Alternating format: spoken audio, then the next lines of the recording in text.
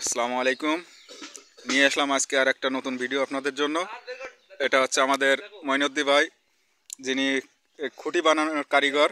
আচ্ছা ভাই, এখানে যে খুঁটিগুলো বানানো হয় তা এর মানে কেমন, মানে এর লাস্টিংগুলো কেমন করে কি দেখি, যদি আমাদের দর্শকদেরকে যদি একটু বলতেন।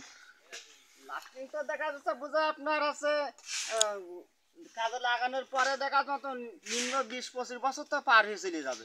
আচ্ছা এতে কোনো আশঙ্কা নেই ভাঙার কি মুশকিল আচ্ছা, যাওয়ার। এর ভিতরে রড কেমন দেন এর একটু যদি রড তো দেখাতেন আমাদের দর্শকদের।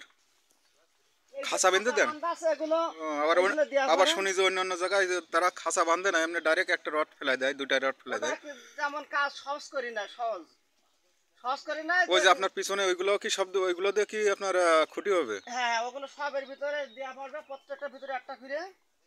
এই যে খাঁচা যেগুলো, এগুলো কি আপনাদের কি অর্ডারই হয়ে থাকে না না না? অর্ডার অর্ডার না, এগুলো আমাদের হচ্ছে এমনি আমরা বানাই রাখি, যার যে পছন্দ সেইভাবে সেটা কিনে নিয়ে চলে যায়। আচ্ছা, যদি কেউ অর্ডার দিতে চায় তা কি আপনার হ্যাঁ দিতে পারবে হ্যাঁ হ্যাঁ অর্ডারে মাল? হ্যাঁ। এগুলো কি আপনার স্পেশাল ভাবে বানাবেন যে ওতে আরো অন্যান্য বেশি পুরো মানে কি মাল মেডিসিন বেশি দিয়ে, না আছে আপনার যা বানান তাই?